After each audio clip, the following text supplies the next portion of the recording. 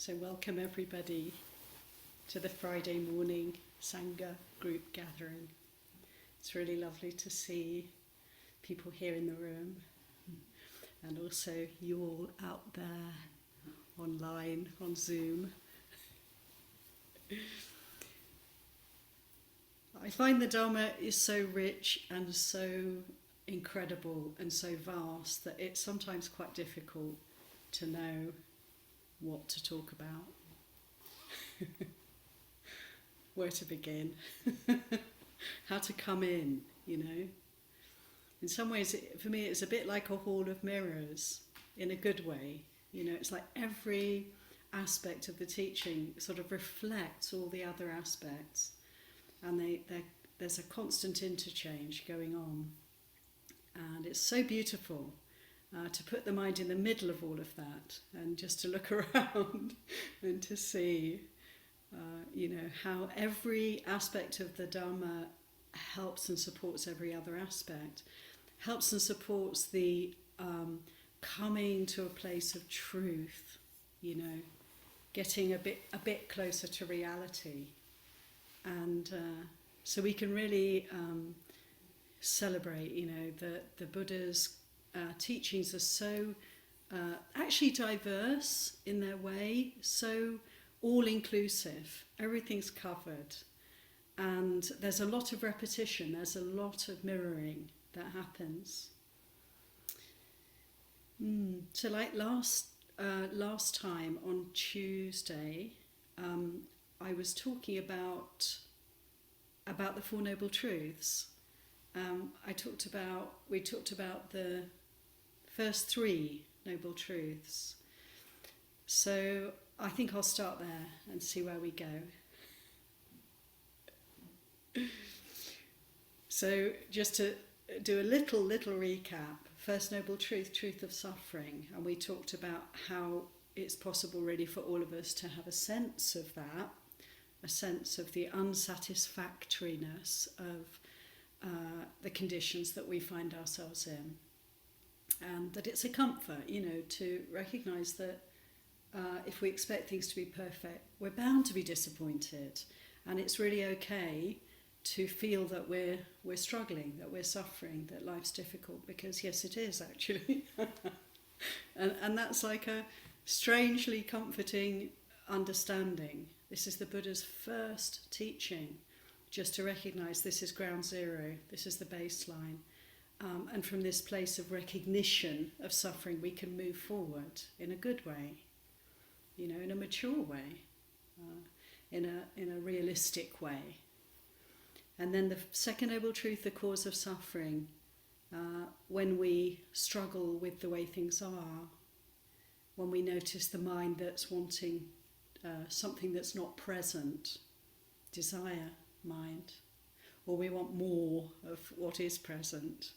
We're not satisfied, in short, with what is, or the aversion mind that wants to push away reality, and how this is actually the cause of our suffering. So the obvious reasons why we suffer, that we're born, that we have to go through that quite unpleasant process, I'm sure, of being born, and then we get old. We will get sick probably, unless we're quite lucky actually and just drop dead, but we're all going to die. And these are the obvious things we would rather not have to experience. I think we'd all rather just be perpetually present, healthy, like the gods, except that even the lifespan of the gods, as the Buddha told us, has an end at some point.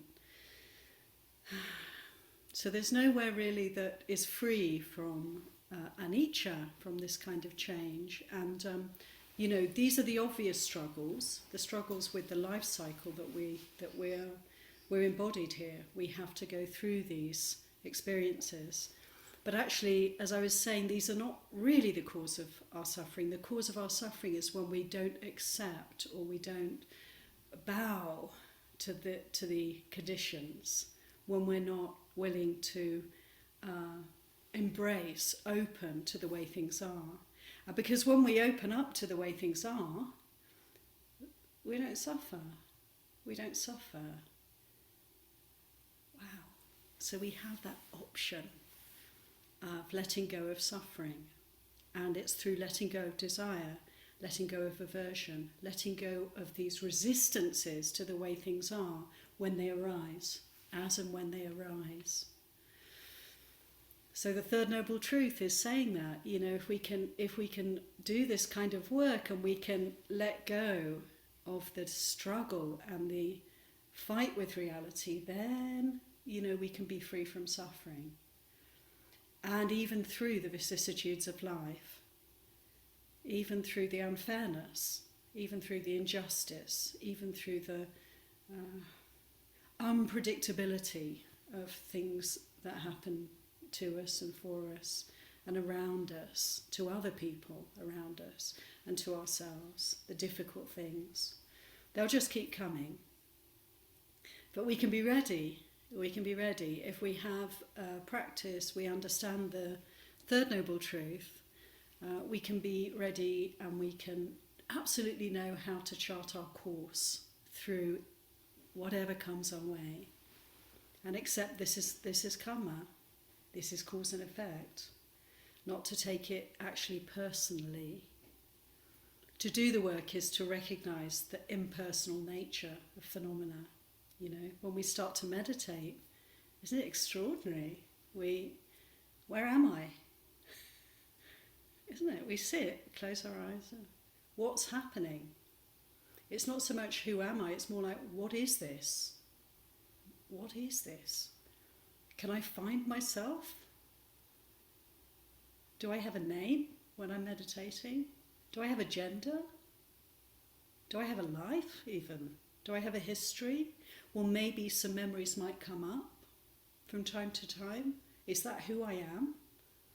Is that actually happening now? It's just a thought.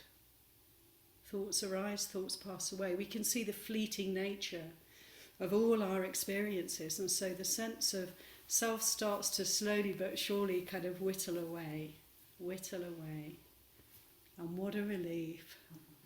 What a relief to get away from that constellated mass of suffering, like a hard rock or something that we're carrying around, like having a rucksack full of stuff and you're just carrying it around everywhere you go, plod, plod, plod. You just take it off.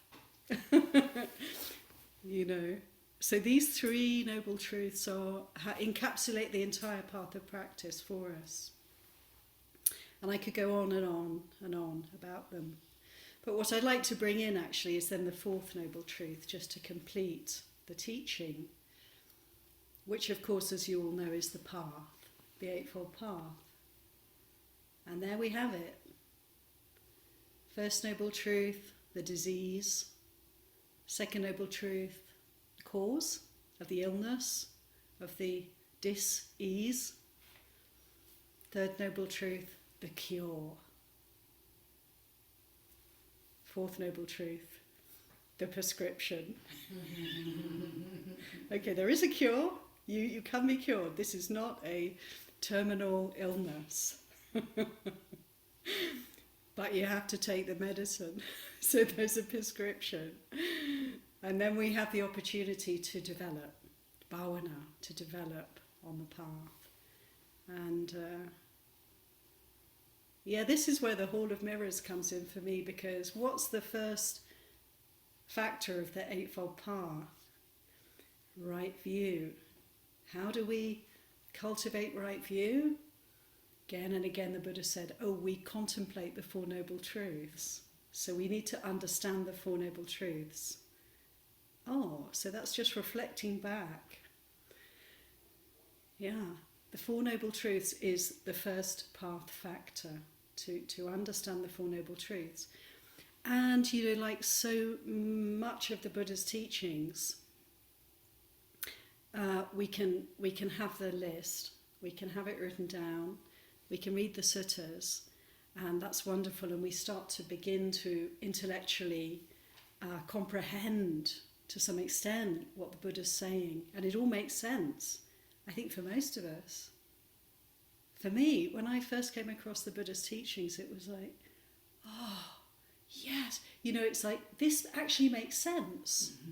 And I can't actually really quibble with it, which was in a way a bit irritating for me because I don't know about you all, but skeptical mind. I just, I'm gonna be able to pick this apart one way or another, like everything else. But no, it really is a coherent. It really is a infallible. It's faultless. It's timeless, and it's encouraging investigation. So there's more, and there's more, and there's more, and you just keep looking at these teachings, and they are leading us in, because it's very hard to find fault with them. I mean, please try, because we have to investigate for ourselves, and we have to find the truth for ourselves. And as we all know, the Buddha said, don't take these on faith. What I mean is, don't take these as a belief system.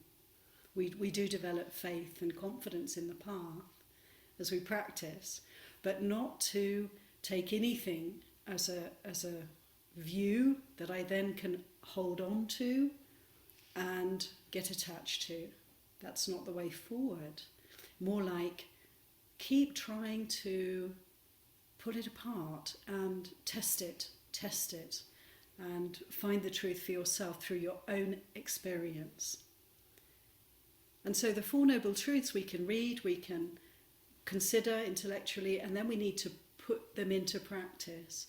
We need to embody them, to contemplate them.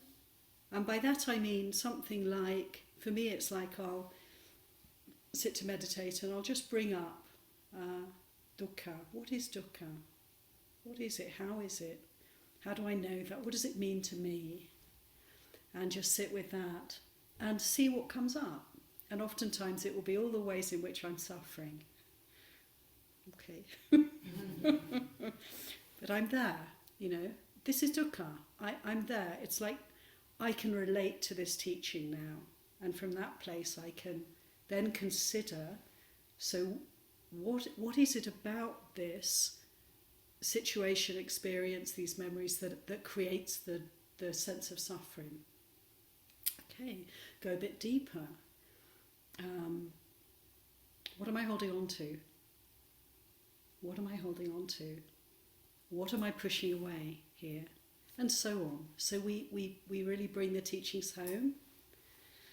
So there's the Hall of Mirrors, the right view, the Four Noble Truths, the Fourth Noble Truth, the Eightfold Path. The Eightfold Path, the first factor, right view.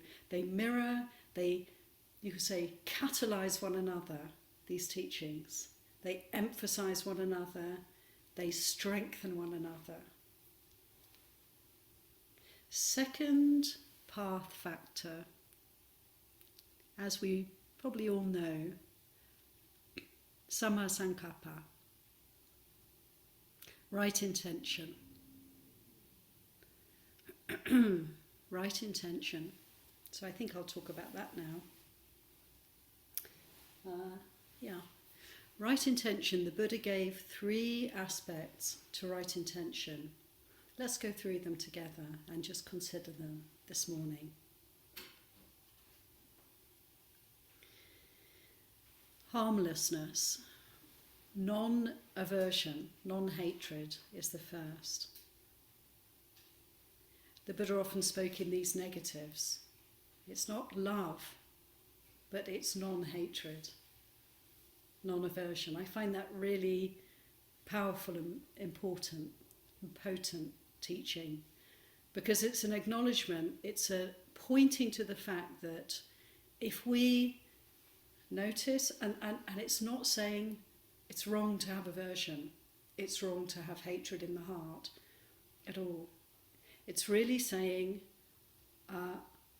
we can see this as a problem, we can see this as not right intention, and we can be aware of it. So if there's aversion, we sort of jump on it, notice it, and we have the intention to let that diminish, to not feed that, to not nourish that. Whatever thoughts and feelings grow hatred for us, we mindfully put them aside. Or if they come up, we don't follow them, we incline in a different direction, incline towards harmlessness, non-hatred. So non-aversion is our work. Our work is to see aversion when it arises and to be willing to stay with that, feel the suffering of that, bring it home and allow it to arise, to last for however long it lasts, and then it will pass away when the time's right. So it's to contain harmfulness, it's to contain aversion, to contain hatred, and not to let them leak out towards others, or even towards ourselves. Not to add, If I'm feeling, I really hate this person actually, that's the truth. I do. I just accept. This person comes along and I feel aversion. It's disappointing, but there it is. Not to add to our suffering. We're already suffering. We're already deluded. We're already experiencing negativity within. And the person who suffers is us. It's nobody else. We're suffering. So there may be feelings of disappointment. There may be feelings of self-chastisement. I should not be feeling like this. This is really so immature. This is so, what's the matter with me? I've been practicing all these years. I'm still full of darkness and, this doesn't help at all. And it's also making it personal, isn't it? So all of that can just be really discarded very quickly. Just the Buddha gave a lovely image of like a drop of water hitting a hot plate. The hot plate is our awareness. These little drips, these completely useless, unhelpful, harmful drips of negativity towards ourselves. Just let them hit the hot plate of mindfulness and let them dissolve and move forward. So stay with what's present, which is there's aversion. Simply that. There's aversion, it arises with a cause. Person comes along, situation arises, there's a cause, aversion arises. Know that. So just to know that. And like I say, to be willing to stay present with that. And all the attention should be on the feelings and the process that's going on within. Never mind the cause. So we leave the cause alone. We're not interacting with that and making things worse. We're just here. We're home. And then nature takes its course. That's the beautiful thing. If we stay with any situation, any feeling, any mind state, any emotion, any mood, just let it be. Open the heart. Breathe in. Breathe out.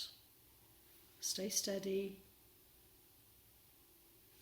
Then it arises, it stays for some time, and inevitably it will fade away. And we can watch that cessation, letting go, third noble truth. We can experience it again and again. And then you see the wonderful thing for me about this aspect of right intention is that it's non-aversion. What is there when aversion has passed? When aversion passes away, what we recognize then is there's nothing but goodwill. There's metta, there's loving kindness, because this is our natural state. This is the mind that's free from delusion, free from aversion, free from desire also. This is the mind that is unclouded by defilements, by the hindrances. When the mind is free in this way, and we can all experience this, right? We have moments when we're not actually rolling around in suffering. We're not fighting with reality. We're not full of hatred, aversion, or desire, and we're just resting. And there's a well-being. There's a well-being there. And it's worth noticing that, because this is what's there when our right intention has come to its fruit and the mind is free from aversion, even for a moment, here and there, we have quite naturally a heart of loving kindness. So the other side of non-aversion is, of course, metta. And the Buddha's saying to us that to practice right intention is to practice loving kindness. When we can't practice loving kindness, that's okay. We just notice what's in the way. What's in the way? And make that our object of meditation. Not just sitting on the mat, of course, but in everyday life. Make that the object of our attention. What's in the way of my well-being? You know? And the second aspect of right intention is very close, really. Non-cruelty. Non-cruelty. Ahimsa. And this is, you know, for most of us we think, there's no way I'd be cruel. Why would I be cruel? I've gone beyond cruelty. But actually, cruelty can manifest in very subtle ways, can't it? You know, it's just, I can't be doing with you today, and just turning away from somebody, you know, or just ignoring people, or just maybe a little irritability coming out that, you know, can impact the heart of another. And my goodness, this is life, you know, this is how it is for us. It's very hard to be like a god perpetually, because the gods dwell in perpetual love and compassion. It's a steady constant for them. There's equanimity, there's joy, love and compassion. I don't know this, it's because the Buddha told us that I'm saying this. So I haven't tried and tested it fully, but I'm kind of quoting from the Buddha, the teachings of the Buddha, that the divine abidings are thus. So there's a steady stream of clarity that comes from the gods until they're no longer gods, until they have to dive back into the wheel of samsara in a different form. But so these are the highest states of mind that we can experience, you know, and yet as human beings it's a big ask to be perpetually in those states. We can't necessarily expect that, but what we can do is notice the absence again. So the absence of compassion is cruelty. And you know, there are so many ways in which we can experience compassion in our lives. I think we all probably experience that. When we hear about someone else who's suffering, we hear about the war over here, or the political turmoil over there, the heat waves, the hunger, the lack of water, and more these things are coming for us in the wider field. And how do we feel? You know, of course we feel compassion. Of course we feel, if only these people did not have to suffer in this way. There's that feeling of wishing well, and almost trembling with the suffering of others, because we know what that would be like to some extent. Well, we're not experiencing what they're experiencing, but nevertheless, we've all been cold, we've all been thirsty, we've all been hungry, we've all been hot, you know. We've all been afraid for our lives, maybe, at some time or another. We've all felt that tremble, perhaps not, but some of those things we will be familiar with. And so compassion's quite natural in these situations. One thing I've noticed in life is, isn't it the case that, you know, when somebody has suffered a particular loss or a particular illness or loss of function in the body, say, another person comes along with a similar difficulty, a similar challenge, and the heart is just pouring with compassion, because you know what it's like, and one can really resonate with the other. And it may be that we can't fully resonate with another if we haven't had similar experiences, but nevertheless, I think we all know compassion. And this is something the Buddha is encouraging us to cultivate. And we can cultivate it in the same way as love. We can cultivate it through noticing when it's not present. And this is cruelty. Cruelty is the word for the other side of compassion, the opposite of compassion.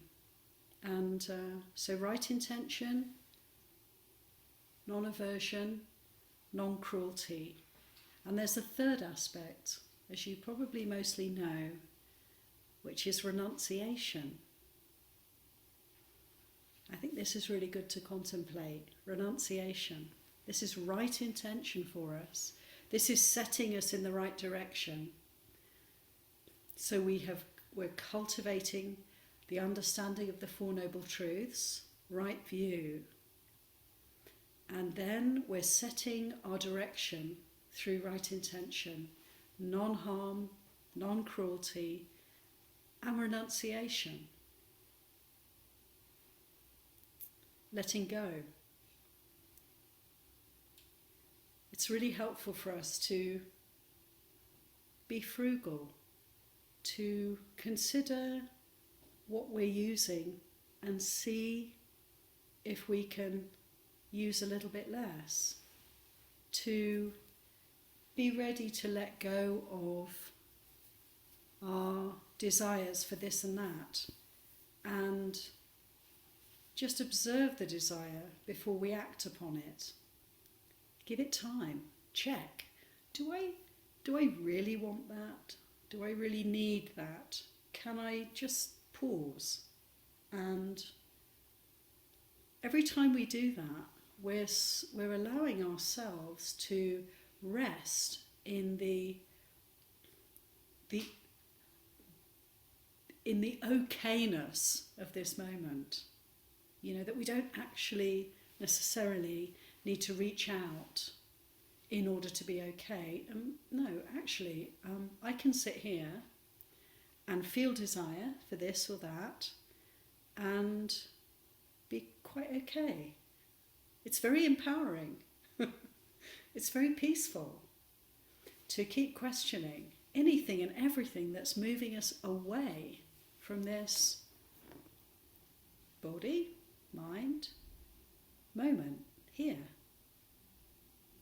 So this is really what renunciation is speaking to. It's an invitation to develop contentment, santoti, develop contentment, develop actually a sense of satisfaction.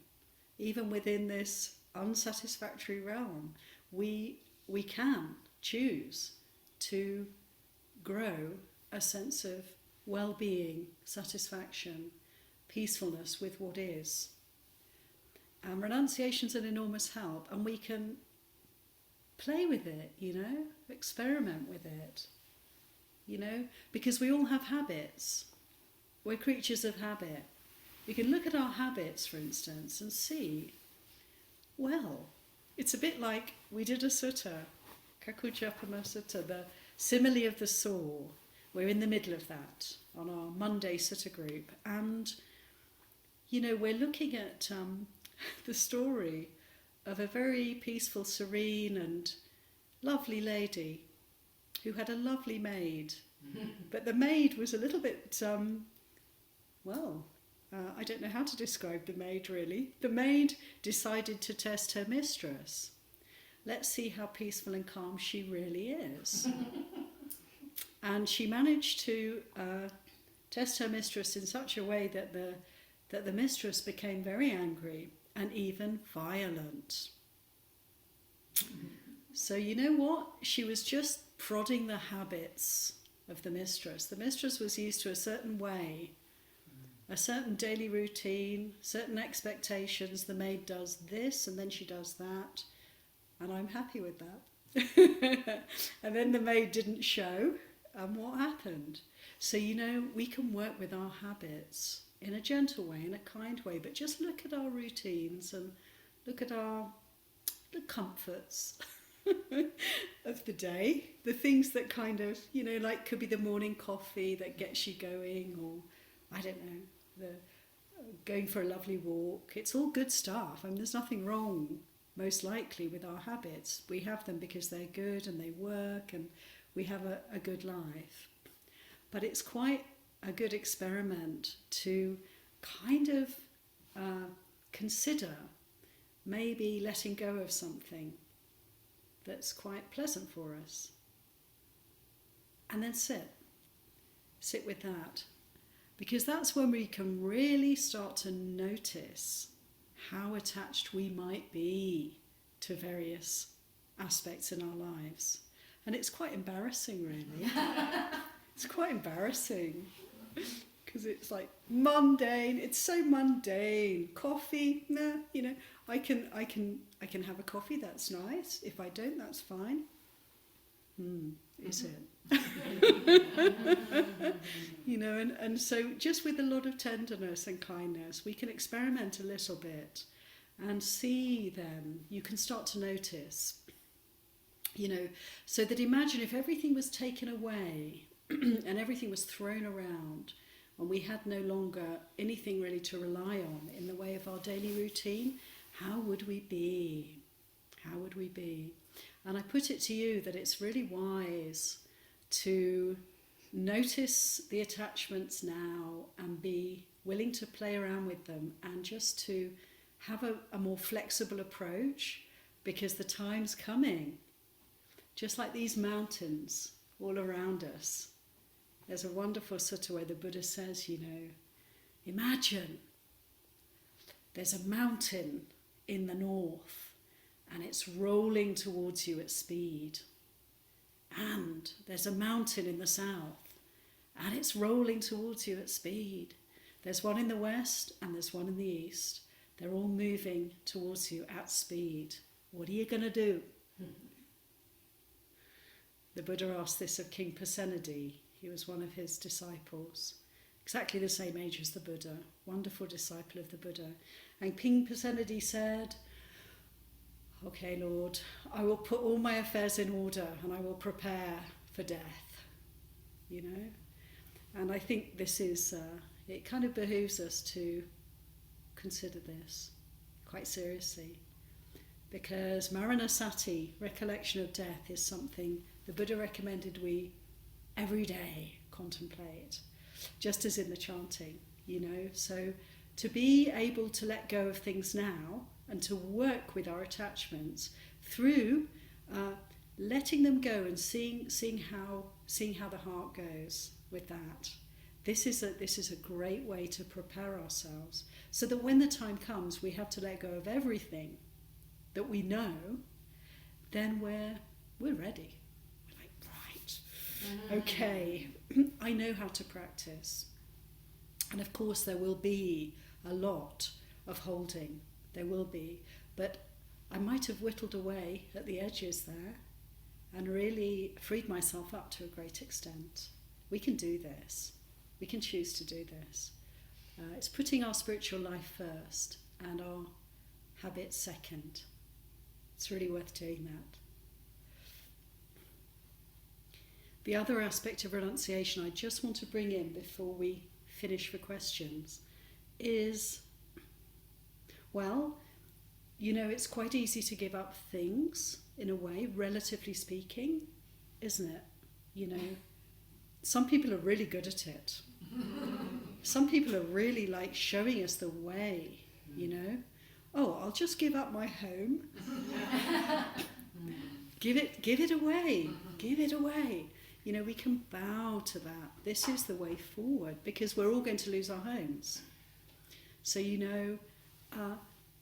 dare I say though, to give away things is relatively easy compared to giving away the sense of me and mine, and so we can work with our habits and we can try giving things up, and then what it's pointing us to, what it inexorably leads us to, is looking at this sense of self. How beautiful is that?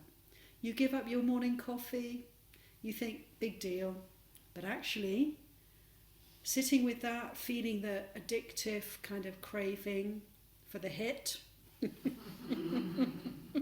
to get me going, if you're not fast asleep because you haven't had your morning coffee. But just to feel that there will be a certain movement in that direction. I want that. Where is it? And just to feel that wanting energy, you can strip away the coffee and the habit and just come back to the wanting, and it takes you right back to the sense of self, which is what's holding it all together.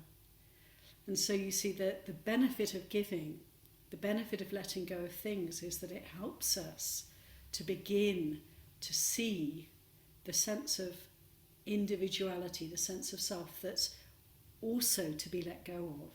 And we can start working with it right then and there. Isn't it amazing how the very mundane and the very profound Dharma come right together when we practice renunciation? Renunciation is something to really celebrate. It can sound really like, it's not what I want really. I don't really want to give stuff up. I don't really want to do that now. Later, But actually to bring it into our practice. Consider renunciation, remembering that this is an important aspect of right intention. So I'll leave it there. It's 9:45. So to make some time for any questions. Andamayang Dhammakataya Sadhukaram Dharamase. Please join me. Sadhu, sadhu, sadhu.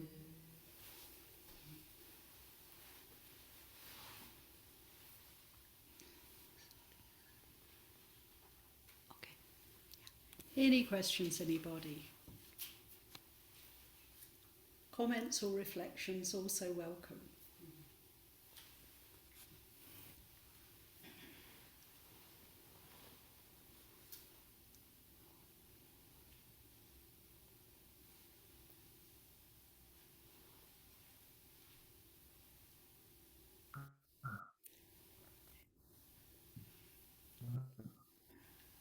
I thought. Just unmute yourself and go ahead, Catherine. And John. you had your hand up, but just unmute yourself and go ahead and ask. I think we're unmuted. Are we unmuted? Can you hear me? Well, yeah. Okay. So I understand letting go of things, and I've been doing that for a few years now, actually. And I find it very freeing emotionally and otherwise. But I don't understand. Maybe I'm misinterpreting, but I don't understand. Yeah, letting go of yourself. What does that mean? Thank you. That's a good question. Because I haven't really said very much about that, and so I don't want to leave you all hanging. So yeah, thank you. To say letting go of self is maybe just jumping too much from one thing to another, because as I was saying, like when we give up things, there's a certain pull on the heart, and if we direct our attention to that, we can start to recognize that the reason that we have a problem with giving things up is because we have a kind of sense of continuity, a sense of history. We have a kind of flow of habits, and all these things are constructs that are circling around a central core, which is me. It's the illusion, actually, the illusion of a self. Consciousness is very amazing because one of its kind of extraordinary functions is that it brings in all the experiences that we have, and it kind of knits them together into a structure that we call me and mine, that we don't just call me and mine, we experience as me and mine. And it's a complete fabrication. but it's very compelling. It's very compelling. So, you know, to tease that apart, to begin to disentangle that tangle, requires all our mindfulness and care and right intention. So I would say that the renunciation aspect of right intention is a call for us to look at the sense of self as it arises and passes, and be willing to focus on investigating that. What is this sense of self? How do I experience it? I experience it pretty much, for me actually, every time I open my eyes. You know, I'm looking out. Where am I looking out from? You know, and there's a sense of somebody behind that gaze. When I'm hearing a sound, who's hearing the sound? If I'm sitting very mindfully, I can recognize there is just sound. But oftentimes there's a sense of somebody listening. There's a sense of impact here, and we can particularly notice the sense of holding or bringing things together into a me when we're impacted in any way that produces reactivity. You know? Somebody says something, I see something, I feel unwell. You know, anything that creates a sense of dis-ease. The reason for the dis-ease is because there's something here that's getting impacted, you know, and reacting. And the reason we have reactivity is because we have within the heart mind, there's some aversion, there's some desire that will come up. Until we have uprooted those defilements, there will be a certain reactivity from time to time, and that's what we really want to notice, you know. As soon as I feel that arising of wanting or not wanting, I want to get really interested in that. My understanding is that whenever there's a feeling of wanting or not wanting, whenever there's suffering, there's also within that experience, there is a sense of self. And I would say it's really good to consider that and to see whether that's true for you. See whether you notice that. So I hope that kind of answers your question. Is there anything else you'd like to say?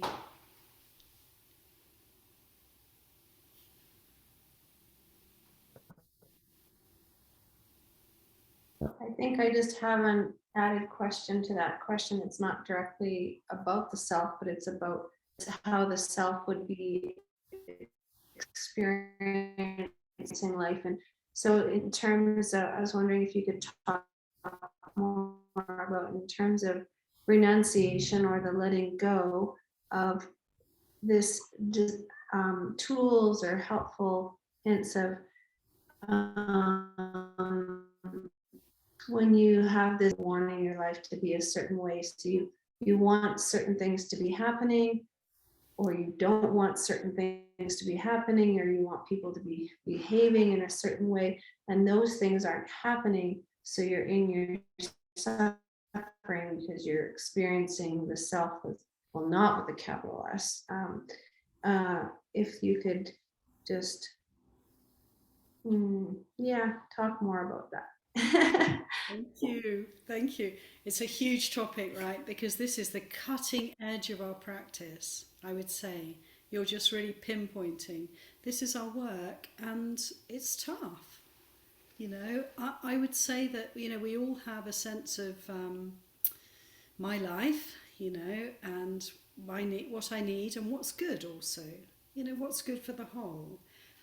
How people maybe, you know, should behave, and what's good for people to do, how things should be. And it's quite poignant to me because many of us, probably all of us have have a sense of what's right and what's wrong. And we may be correct on that or not, you know, but we do have a sense. We believe our thoughts, we believe our views. They're my views because, you know, they're right. I mean, I wouldn't think this way if it wasn't right, you know? So, and if you think differently, well, you're wrong, you know? Or maybe I can open a little bit, you know, to that, but, you know, basically I'm right. I mean, that's what we all think, because how could we not? Because we are where we are, and our understanding is what it is. The difficulty is that people do have different understandings and different ways, different karma. And, you know, to really, the great thing to me about the Sangha, and where Sangha is a refuge for us all, is that we will constantly meet different views, different opinions, different ways of being. What do we do with that? Because they're wrong, obviously. How do I put them right? Why aren't they listening to me? And so on and so on. And so we're rubbing against each other. If we're lucky, if we have community, which is so good for us in our practice, Sangha is really, I would say, vital for us to have this rub. And every time we experience a sense of it's not right, it shouldn't be that way.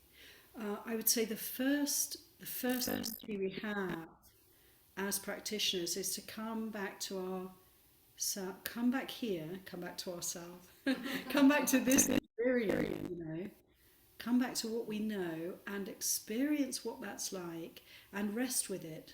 Be patient, you know, patiently endure without acting or speaking, if at all possible, until we have a sense of that the reactivity is settling down, that there's a little bit more peace in the heart. It's really helpful to listen more than to direct, to open more than to control, to be willing to be taught by others rather than to teach others, actually. You know, even as a parent, even as a boss, even as a, you know, politician or a leader. The best leaders are reluctant leaders, I think, because they sort of know that. So that's what I have to share at the moment. I hope that answers your question. A little bit.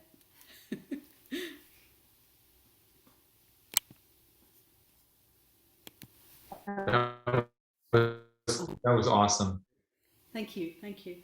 So we have a question here from Corey. Thank you. I think you totally answered the question. I still think I'm right, but Yeah. no, I really appreciate just that last comment you made. The attachment of self and being right and wanting to correct a situation, and we, you know, we in Canmore we live in quite a bit of peace, and we have lots of neighbors that come from the city, often on the weekend, and we've just been having our neighbor beside us has a dog that barks every time somebody sort of walks by the yard, and so our weekend feels sort of really, we're really attached to this dog barking all the time and trying to figure out, you know, a way to sort of talk to them, you know, like, you know, is there a way that we can sort of, but from what you just said, it's just, again, our attachment to ourself, our ideas of what should be, our wanting to control, you know, and poisoning the dog, I don't think is a good thing. We're not going to do that. And so, but it's this, you know, this irritation and this, you know, listening to it instead of just letting it go as sound. And I guess I'm challenged by talking to them about it, or just letting it go as, I mean, as something that just comes on the weekend and. That's a really good one. Thank you so much, because I mean, for me, that's a great example. It's an everyday example. It's really unfair, you know, you have to put up with this. Gee, you know, shouldn't be happening. It shouldn't be happening. You know, aren't they aware of how other people might be feeling, and so on and so on. And it is happening. Yeah. And as practitioners, we can really write, how am I going to work with this? And I don't have the answer, obviously, but I mean, I think it's really good to just be with it, be with it. Make it a weekend practice, the dog practice. It's like embracing the reality, and then they probably won't come, whatever. If they're there, your weekend practice can actually be working with the dog, and meditating, listening to the dog, just a sound. It's just sound. Working with that kind of a teaching, and then you'll be having certain experiences, certain feelings arising, thoughts arising, and they may be some thoughts of harm, because it's natural. It's not that. Maybe thoughts of cruelty, I mean, the thing is, it's good to express that, and we can laugh at it, because it's like that's part of the accepting of the whole thing. It's that you're going to feel, and that it's okay. It's natural. Someone's come into your space. They're impinging upon you. So this is how you feel. So that's cause and effect. And then what do we do with that? What do we do with the feeling? Make peace with it. And it's really amazing. I think how a dog can liberate the heart. How amazing is that? Those neighbours have come to give you the gift. Thank you so much. The gift of patience, tolerance, equanimity. Seriously, every moment you're just sitting with it, and you're not reacting externally, and you're working with the reactivity inside yourself, you are developing those qualities. Great. And remembering, if the hatred gets very strong, and I speak from experience, if hatred gets very strong for a sound, for all that's behind that, then bring in some loving kindness too. Bring in the loving kindness for yourself, and see where it goes. Just let it fill your heart and radiate out. The dogma. The dogma. The dogma. Very good. Thank you so much. Okay, we've got slightly over time to finish now. Over to Sanghamita for the last wonderful teaching coming up. I think we forgot to do this on Friday. This is a habit. So our habit is to end with one of the Brahmaviharas. So today is equanimity, upekkha. So if you can bring to mind a neutral person in your life, somebody you don't have strong feelings of love or hate towards, and not the dog, and send these phrases to them. You are the owner of your karma. Your happiness and unhappiness depend upon your actions, not upon my wishes for you. I care for you as a suffering human being, but I cannot keep you from suffering. I wish you true happiness, but I cannot make your choices for you. Now bring to mind somebody who's been very supportive of you, and send the phrases to them. You are the owner of your karma.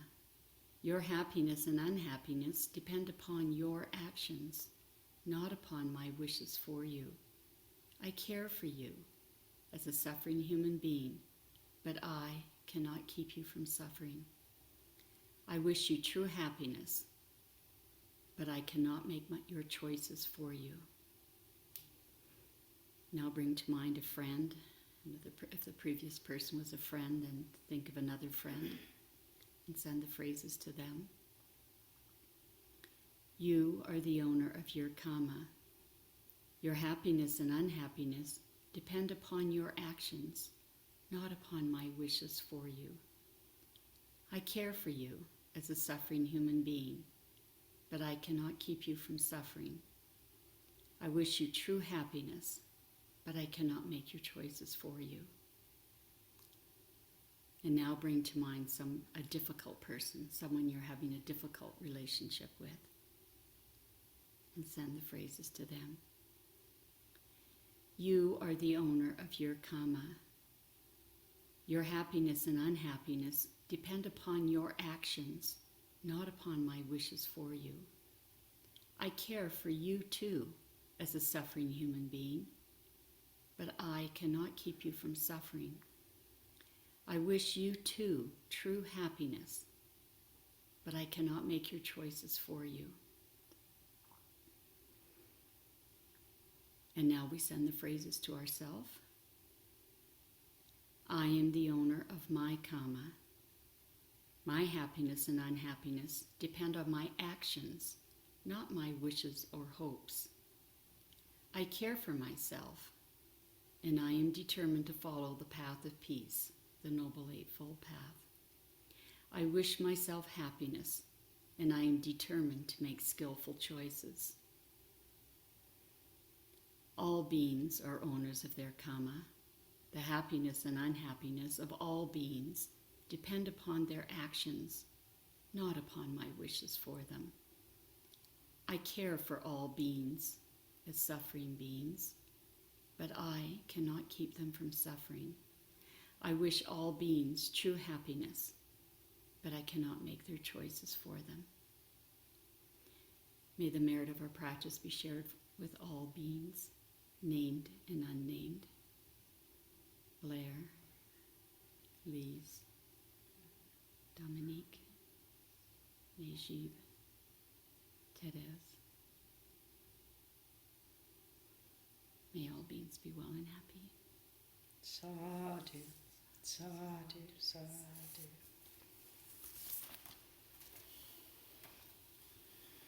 Thank you, everyone, for coming. Thank you to Ayya for teaching us. Thank you, Sangeeta. Beautiful talk today. Thank you so much. Beautiful discussion. Next time you get to see a baby. And we're going to see the baby soon. Outside of your tummy. Best wishes. Best wishes. Can't wait. Going for a free birth, unassisted. Gonna do bring the empowerment back of womanhood. We'll see. Just have a backup plan. Just in case. We got the hospital plan right.